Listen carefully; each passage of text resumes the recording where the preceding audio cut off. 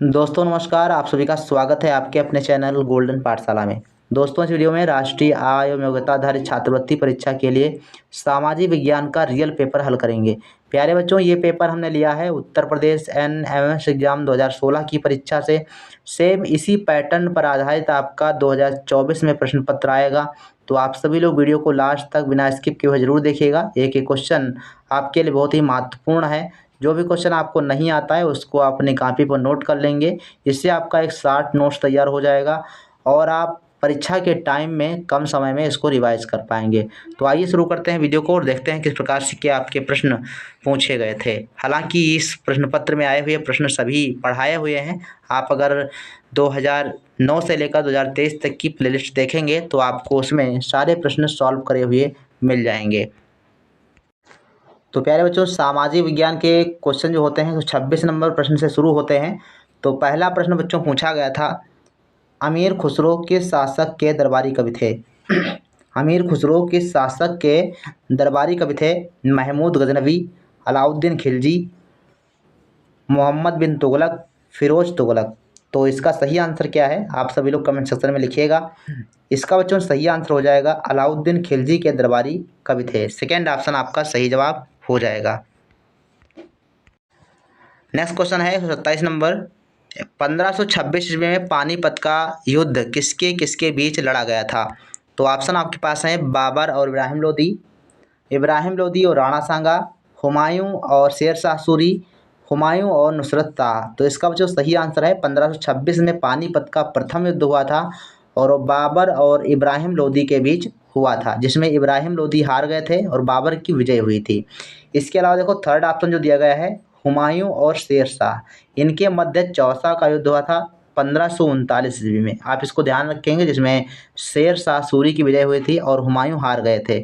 इसके बाद देखो नेक्स्ट क्वेश्चन की बात करते हैं 128 नंबर, ब्रह्म समाज की स्थापना किसने की थी? तो ब्रह्म समाज की स्थापना की बात करेंगे तो ये राजा राम मोहन राय थे जिन्होंने ब्रह्म समाज की स्थापना की थी। सेकेंड ऑप्शन आपका इसका सही है।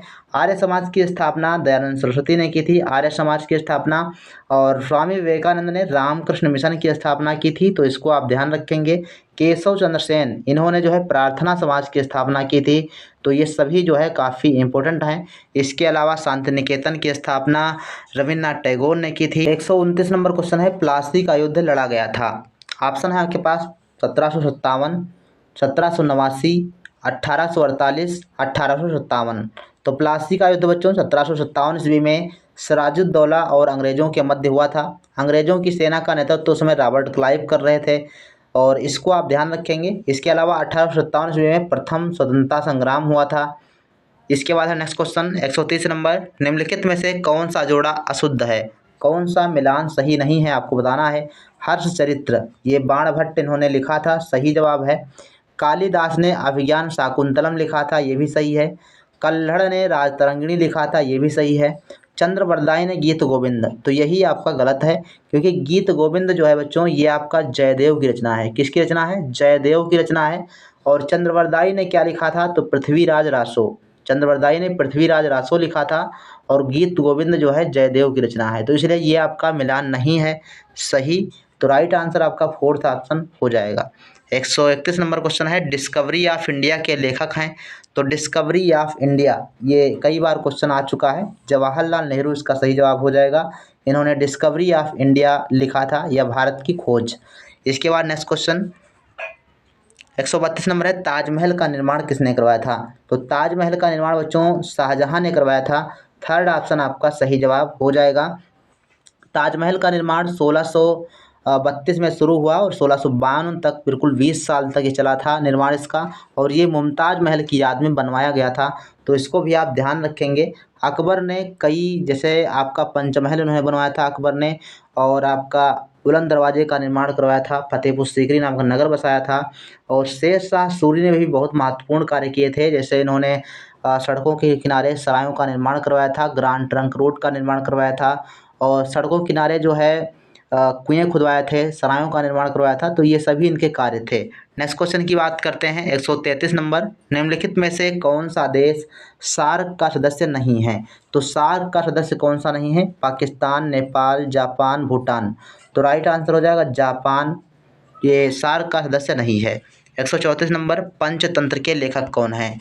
पंचतंत्र की आपने कहानियाँ पढ़ी होंगी, कालिदास, विष्णु शर्मा, तुलसीदास या फिर बाणभट्ट। तो राइट आंसर बच्चों है आपका पंचतंत्र की कथाएं विष्णु शर्मा ने लिखी हैं।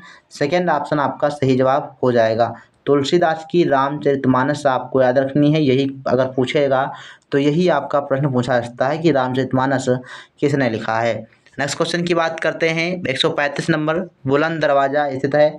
तो बुलंद दरवाज़ा कहाँ है? दिल्ली, फतेहपुर सीकरी, लखनऊ या फिर मेरठ। तो फतेहपुर सीकरी में स्थित है। सेकेंड ऑप्शन आपका सही जवाब हो जाएगा और ये अकबर ने बनवाया था। 136 नंबर, चरक प्रसिद्ध दरबारी चिकित्सक थे। तो चरक जो है किसके दरबारी चिकित्सक थे?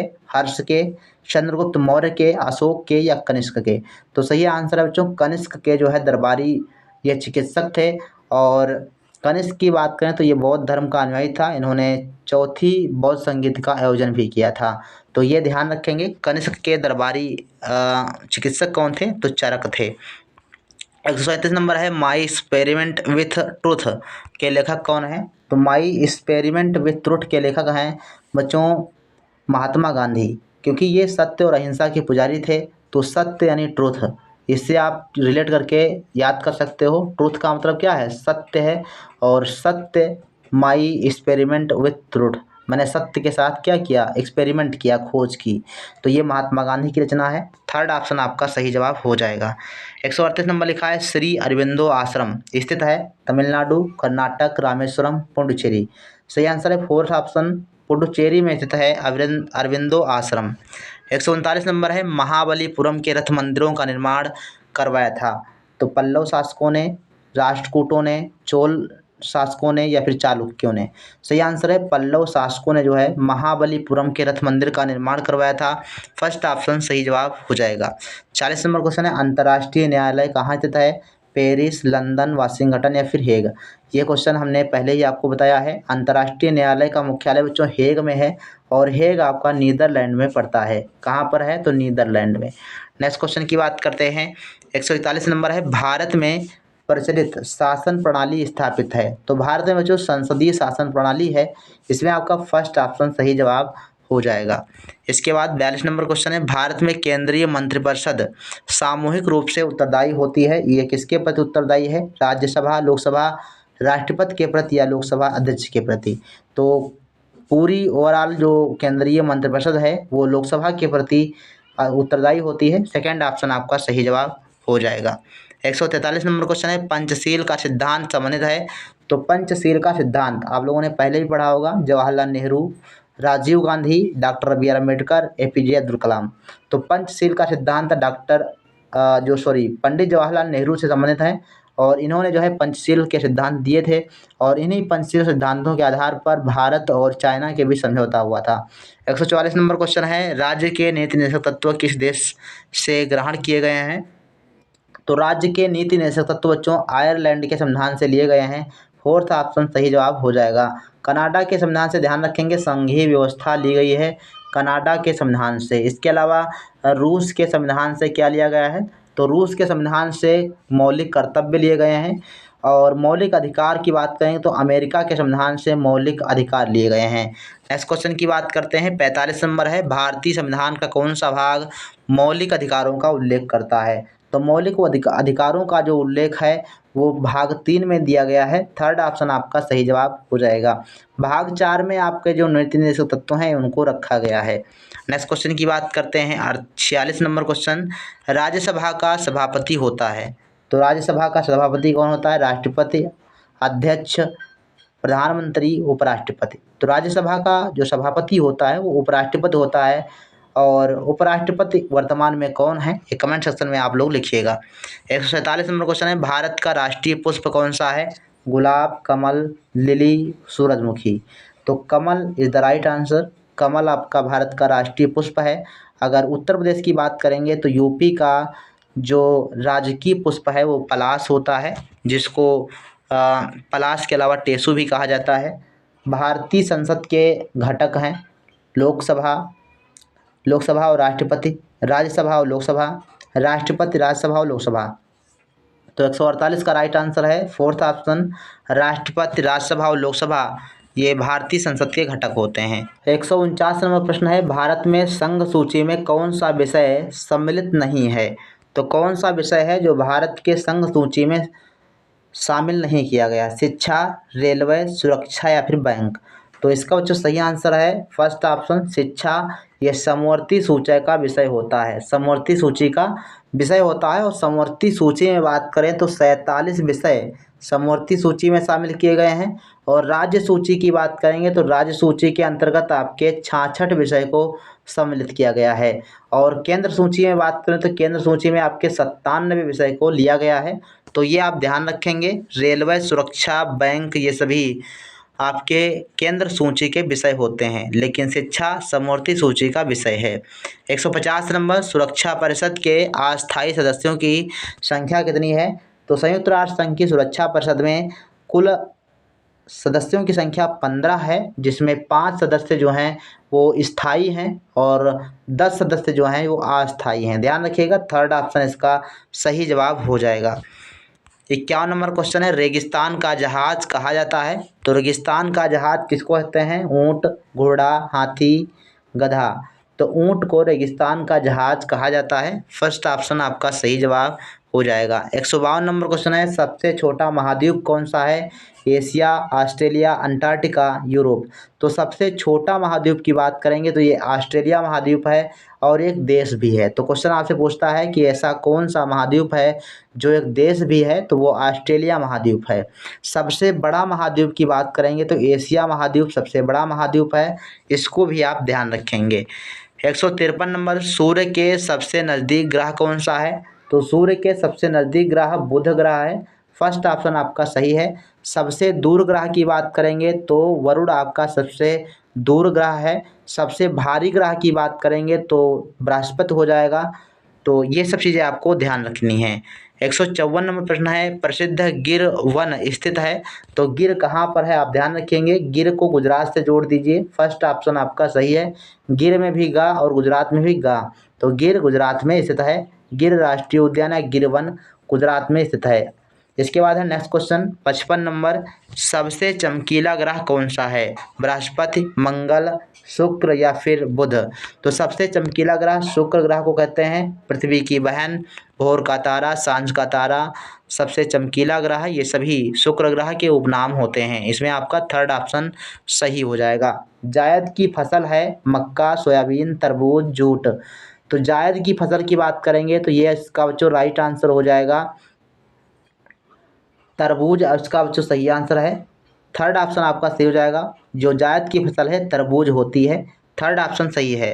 नेक्स्ट क्वेश्चन की बात करते हैं 57 नंबर, श्वेत क्रांति संबंधित है कृषि उत्पादन, दुग्ध उत्पादन, मत्स्य पालन, ऊन? तो श्वेत क्रांति का संबंध दुग्ध उत्पादन से है। और श्वेत क्रांति के जनक की बात करेंगे तो वर्गीज कुरियन, वर्गीज कुरियन क्या याद रखेंगे, आपसे क्वेश्चन पूछ सकता है कि दुग्ध क्रांति के जनक कौन है? तो वर्गीज कुरियन है। और भारत में हरित क्रांति के जनक कौन है? आप सभी लोग जो है ज़रूर कमेंट करिएगा। 58 नंबर क्वेश्चन कहता है कि झरिया कोयले की खान कहाँ है? तो झरिया कोयले की खान बच्चों झारखंड में है। फर्स्ट ऑप्शन आपका सही जवाब हो जाएगा, झरिया झारखंड, आप इसको याद रखेंगे। 159 नंबर क्वेश्चन है, झूम है? तो झूम बच्चों क्या होती है? ये ऑप्शन है आपके पास, भारत में उत्तर भारत की एक जनजाति है, एक प्रकार की खेती है, एक लोक नृत्य है, एक नदी का नाम है? तो सही जवाब है एक प्रकार की खेती है, झूम खेती, जो आदिवासी लोग जो है करते हैं।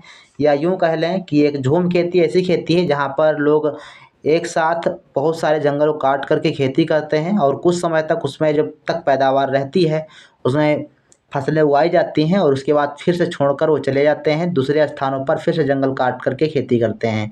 तो वो झूम खेती होती है और इसमें आपका सेकेंड ऑप्शन सही है। 160 नंबर और लास्ट क्वेश्चन है इस वीडियो का, रिहंद घाटी परियोजना है मध्य प्रदेश में, उड़ीसा में, उत्तर प्रदेश में या फिर कर्नाटक में? तो रिहंद घाटी परियोजना कहाँ पर है? तो इसका बच्चों सही आंसर क्या है, आप सभी लोग कमेंट सेक्शन में लिख दीजिएगा। तो इसका बच्चों सही आंसर हो जाएगा रिहंद घाटी परियोजना उत्तर प्रदेश में स्थित है।